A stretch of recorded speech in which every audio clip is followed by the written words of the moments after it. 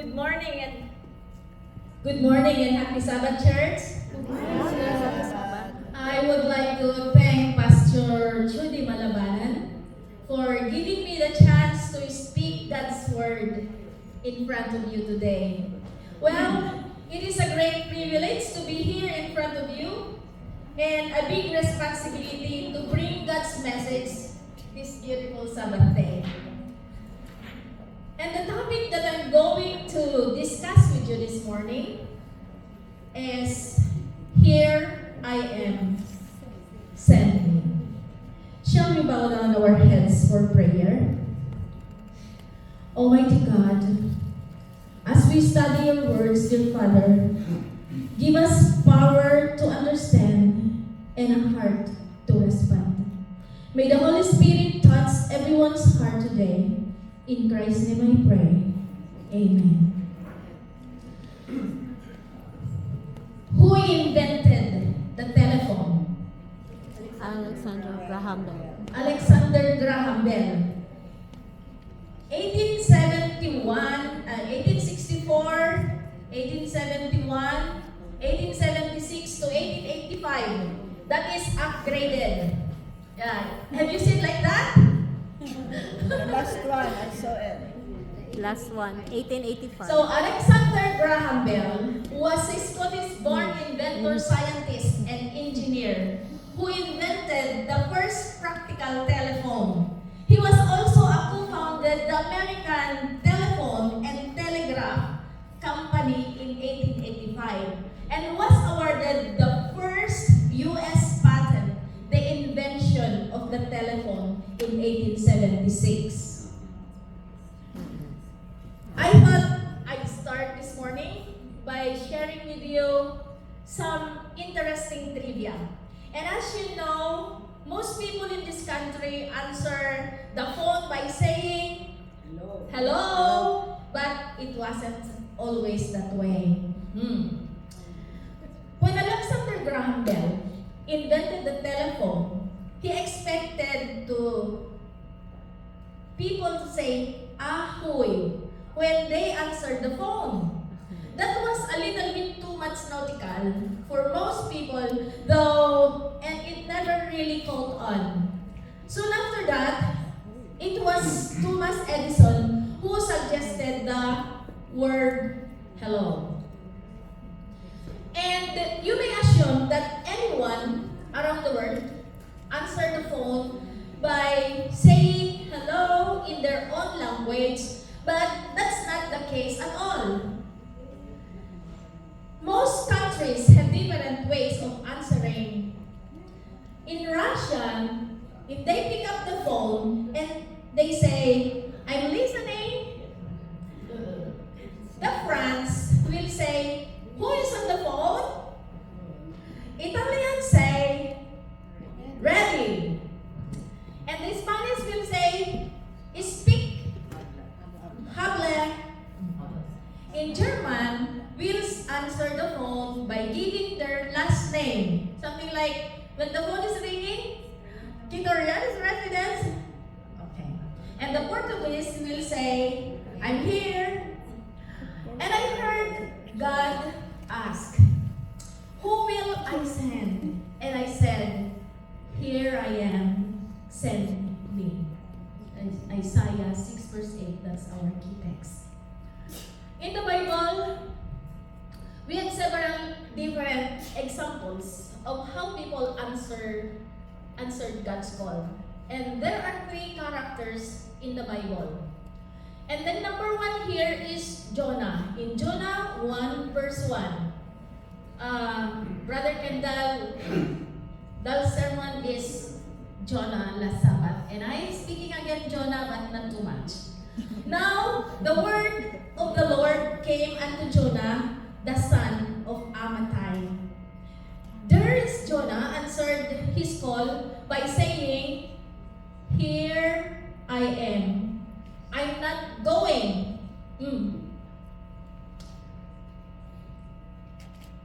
If Jonah had been using a cell phone at that time, he would have blocked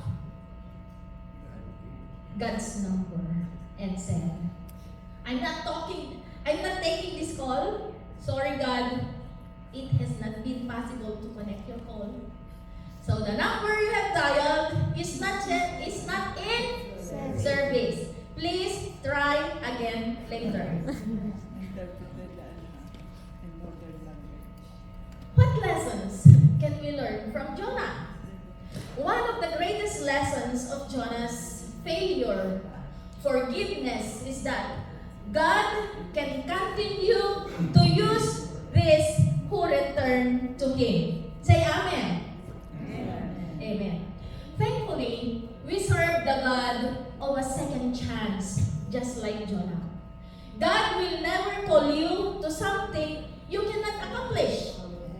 It's never too late to be all that God has called you to be. No matter how far you go, the love of God is always there. And then there was Moses, who answered his call by saying, "Here I am, send someone else." God called Moses out of the burning bush to commission him as Israel's deliverer. But in the end, he went and was the instrument of God's deliverance of Israel from Egypt. And here are the 4 lessons we can get from Moses and the burning bush. And the number 1 here is God has a plan for Moses. Have you ever been taught you have no purpose in this world? That you are just meant for a simple life?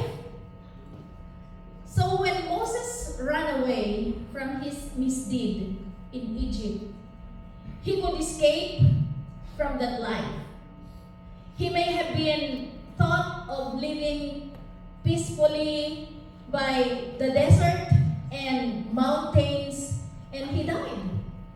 But God had a greater plan for him.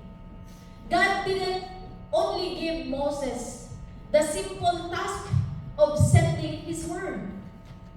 And he chose Moses to deliver his people, the Israelites, to the promised land.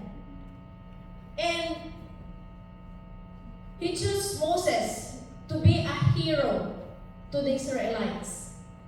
So, in life, sometimes our plans and our dreams will not matter or even happen, no matter how hard we try, because God has more in store for you and for me. It is His plan to prevail. Number 2, communication with God is essential. How will you get into a relationship if you don't talk to the person you love? So talking is a way of knowing each other more and more. And when you talk deeper, the connection goes stronger, isn't it? The same especially goes for God. The more we spend time with Him, the more we get to know Him. So to Moses, God was like his best friend. He would tell him everything. That's why no man is an island. We need each other because we can always talk to God. He will always listen to us no matter what we tell Him. So if you want to nurture members as a youth leader, create frequent meetings, Bible study, socialization, and fellowship that we can sharpen each other. So church, we can worship alone at home, isn't it? We can study the Bible alone at home, but we cannot fellowship alone at home. Because fellowship is only possible with one another and other people. Number 3, staying close to God all the times. Life may not always go as we would like. Some days will be favorable to us, and some days not. But this should not be a reason for us to distance ourselves from the Lord. To task God gave Moses not easy as gardening. So the task God gave Moses was not easy as gardening. Because Moses was mocked and ridiculed by Pharaoh many, many times and did not grant him the freedom of the people of Israel. So, when life becomes challenging, that is when you need to be closer and closer to the Lord. And then, there was Isaiah, who answered his call by saying, "Here I am, send me." In Isaiah 6 verse 8, our key text, "And I heard," can we read, everybody? "And I heard the voice of the Lord saying, Whom shall I send? And who will go for us? Then I said, Here I am, send me." Isaiah was willing to go. Whenever God sent him, what would lead a man to fully surrender his life to God like that? Because God, that's the kind of attitude that I want to have. I want to be able to pray, "God, I've been comfortable for a way too long. I know you want to use me to show your love in this world, most especially those who don't know the truth." We will say, "Give me eyes to see the needs of others. Give me a heart that is ready to get involved in whenever you're working. God, my life is yours. Whatever you want, whenever you lead, here I am. Send me." Can we say amen to that? Amen. Isaiah had an incredible worship experience. He came into the very presence of God, and he had a vision of God that changed his life dramatically. And I believe that our daily walk, our daily service, is directly proportional to our vision of God. And I believe that our concept of God determines how much we will love and serve Him. In Isaiah 6 verse 8, this verse came in the midst of Isaiah, an encounter with the living God. And he saw the Lord high and lifted up with seraphim in attendance. And the vision was so inspiring that Isaiah was left broken, deeply aware of his own sin and inadequacy. Then one of the seraphim touched his lips, a light call taken from the altar, and pronounced him clean, his sin atoned for. Following this, he heard God say, "Whom shall I send?" And Isaiah's response was an enthusiastic plea to have that privilege, to be the one that God would send. What an amazing response to God's call, right? That we will say, "Lord, give me the heart and willingness like Isaiah to be filled with awe in your presence and jump like as a chance to serve Him, to serve you in whatever you call me.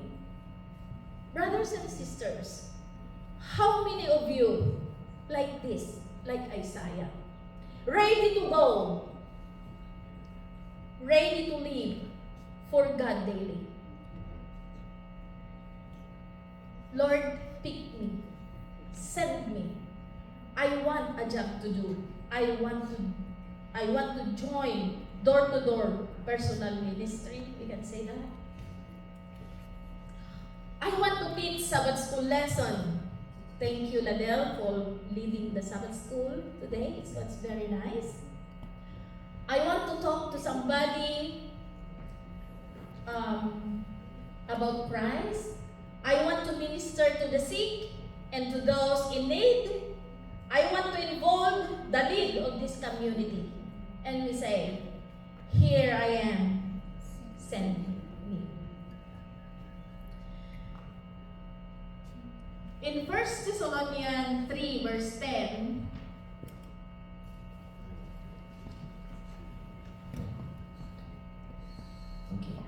in 1 Thessalonians 3 verse 10, night and day praying exceedingly, that we may see your face and perfect what is lacking in your faith. I want you to read with me Proverbs 22 verse 6. Shall we all read? Train up a child in the way he should go, and when he is old, he will not depart from it. Be self-controlled and alert.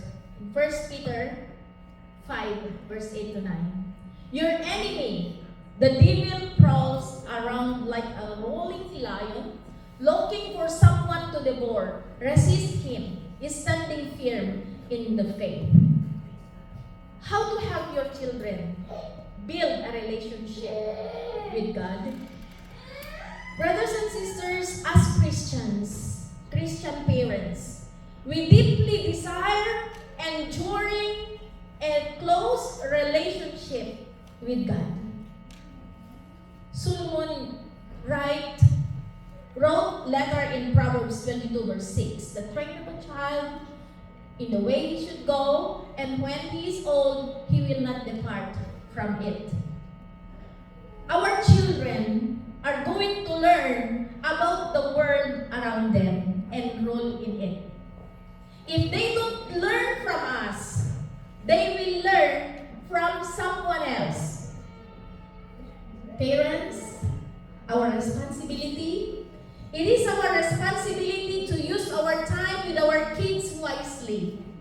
Present parents should teach their children the gospel of God. The Lord warned that if parents do not teach their children about faith, repentance, baptism, and the gift of the Holy Ghost, should I say, in the Bible, the sin will be upon the heads of the parents. Listen carefully. Parents should also teach their children to pray, to obey the Lord's commandments. In our worship, we need to see God as He is. But the result of our worship should be that we see the need to surrender ourselves to God. Paul said it so well in Galatians 2:20. Let's read. I have been crucified with Christ. It is no longer I who live, but Christ lives in me. And the life which I now live in the flesh, I live by faith in the Son of God, whom loved me and gave Himself for me. Paul says, it's no longer my life. I'm just here to do what God wants me to do. My friends, in my conclusions, brothers and sisters, we need to be in constant connection with the Lord. You and me have been bought in the precious blood of Jesus to glorify God with our time, our influence, our capabilities, and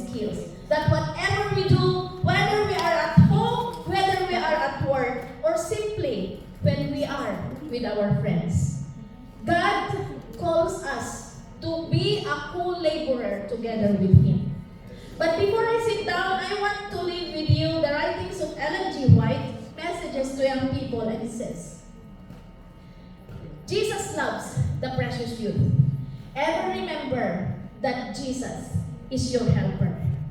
No one understands as well as Him your peculiarities of character. He is watching over you. And if you are willing to be guided by Him, He will throw around your influences for good that will enable to accomplish all His will for you. In Isaiah 41 verse 10, don't be afraid. For I am the Lord your God who takes hold of your right hand and says to you, do not fear, I will help you. Brothers and sisters, everything in this world is temporary. Life changes. People come and go, and seasons never last. So, no matter what you're going through right now, always remember that your present situation is not a final destination. Don't give up. Don't lose hope. Put your hope in God, and you will overcome it all. The last thing I say, Apostle Paul says, it's no longer my life. I'm just here to do whatever God's want me to do. Let's all pray that God will help us to be the seekers of the heart of others.